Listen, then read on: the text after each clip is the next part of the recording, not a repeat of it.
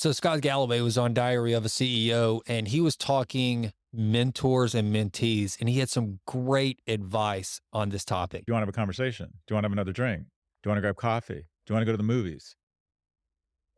Can I ask you a question? Can I get some advice from you? You ease into the relationship Yeah. because to ask someone to be your mentor is just very intimidating. The person has to go, do I want to meet with this person every month for the next 5 years and then break up with them? If I'm not enjoying this relationship. So you don't need to say, will you be my mentor? That sounds like a lot. Just, can I get your advice on something? I really respect you. I think you're so smart about this stuff. I'm facing some issues in my life, some questions. I'd love to just get your advice. Can we grab coffee or can we do a 5 or 10 minute call? If someone emails me and says, I get a lot. I'm thinking about starting a business. I'm thinking about going to business school. Can I get some time? I try to say yes. And I say, I can do a 15-minute Zoom call with you. If someone asks me to be their mentor, there's just no way. I don't have time to, I can barely mentor me right now. I just don't have time to commit to being someone's mentor. But if someone emails me and says, I need advice around this specific issue, and then what happens? You hear that they're either raised by a single mother like me. They're a good person. They're struggling. Their sister's got an eating disorder and they're struggling with it. And they're thinking about starting a business. And you're like, oh, no, no, don't do that right now. You've got a good job. Like you just help them with some common sense decisions, common sense. And then what happens? You become emotionally invested in their success. And then they email you a month later and you're like, what's going on? And you want to do another call. Ease into it.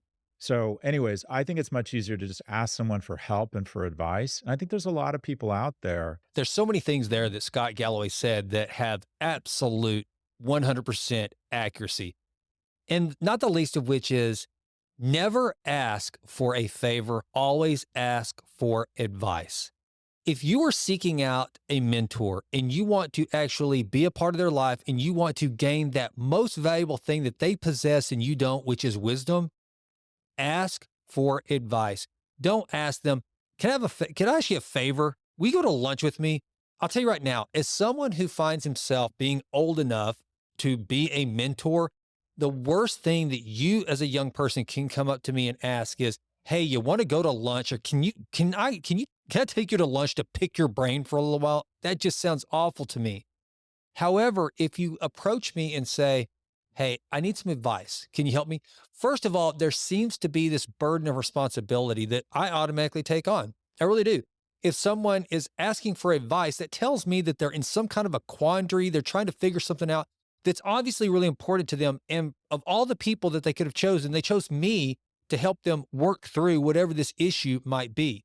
And I'm not alone in that. I'm not unique in that. So always ask for advice. Take it slow.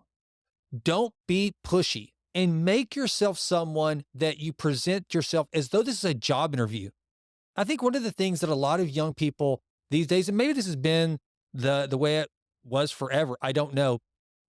But I think one of the things that a lot of young people lose sight of is making themselves be someone that would be worthy of being chosen.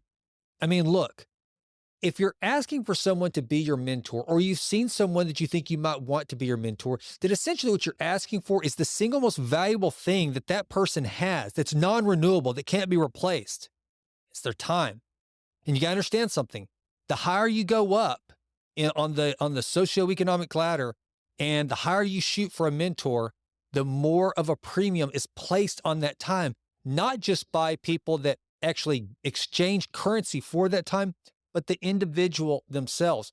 I recently, and this is going to sound, I don't want this to be about me, but I'm just telling you how I view time at this stage of my life. Someone came to me and asked me to do a project for them. And I knew the type of project it was, and I knew that I would not be of value to them. They had no idea what kind of rate or is in the form of, in this case, of a retainer fee that I charged. But I told them, I'm not the right person for it. And the reason why is it wasn't a hard gig. It was an easy gig. It would have been a fun gig.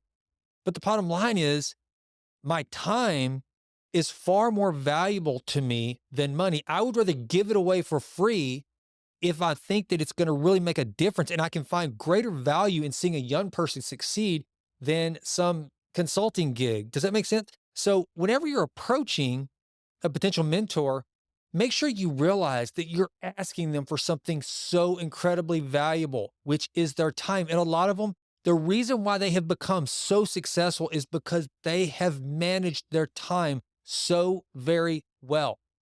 The next thing I would say is if you're able to land your mentor, if you're able to somehow find yourself in their circle, then be a worthy protege. Do things that would make your mentor proud and then let them know about it. Don't let the only communication between you and the mentor be asking them advice, asking them questions, asking them if they can make an introduction to some company you want to go work for. Share the successes with them and also make them understand they had something to do with the success that you've now seen. That means more than anything in the mentor-mentee relationship. I think that mentorships are one of the single most valuable thing that anyone can do for themselves because what it does is it gives you that thing that you can't really put a price tag on, which is wisdom. And sometimes I've learned the older I get that there's only a few, there's some things that you can only learn and only appreciate by being on this earth a certain number of years. And a good mentor is going to help you short circuit a lot of pain, a lot of ups, a lot of downs, a lot of poor decision making. It doesn't mean that you're going to completely hedge yourself in such a way that there's no way you're ever going to make a bad move, but at least you have the opportunity to go to someone who's been there before, who's done the things that you want to do, that has suffered and can tell you, hey, you're about to do the exact same thing I did. A great example. I've got a young person right now that I've started to kind of mentor, and they've had one job right out of undergrad. Now they've started their second one, and they're already bored, ready to move on to their third. They sound like a young Jason Wright. That is exactly the way I was, and I'm sitting here watching it. And so what I'm trying to do is tell them, first of all, get over the fact that you're bored or whatever. You're 24 years old. You're still a baby. You're still so young. There are people that are still in undergrad that are your age. Chill out and stop looking at right now being the first day of your entire career, because it's just not. Most of you listening, if you're a young person out there and you're in this situation, I'm just here to tell you right now, I'm not your mentor, but I'm going to give you a little bit of free mentoring right now. If you're looking for another gig because you're bored or something like that, chill out and relax, learn some skills. That's what you're in the game for right now. You're there to network, to meet people, to make relationships, to possibly find a mentor, and to gain some skills that you can market in exchange for money. That's what you're trying to do. So don't let boredom or shiny objects pull you away from something. So that's what I'm trying to tell this guy, because I did that. I suffered from that. And what I did is I spent 6 years in corporate America just basically not developing any real good tangible skills. It wasn't until I got out of corporate America and became an entrepreneur and dug in, and I couldn't leave. I was stuck because I owned the business. I couldn't just, and I tried. I was in it for like a year and I was ready to get out, and I couldn't because I owned the company. And you can't just escape a company that you own that quickly without some serious ramifications. So in this quest to find a mentor, one, go do it. It's absolutely one of the single most important things that you can ever do. But two, make sure you constantly remind yourself that in the economy of mentor and mentee, you're the one getting the greatest benefit because you're getting their most valuable, non-renewable resource, which is their time, for absolutely nothing. Nurture the relationship and be a mentee that any mentor would be proud of. I'm Jason, and I'm out.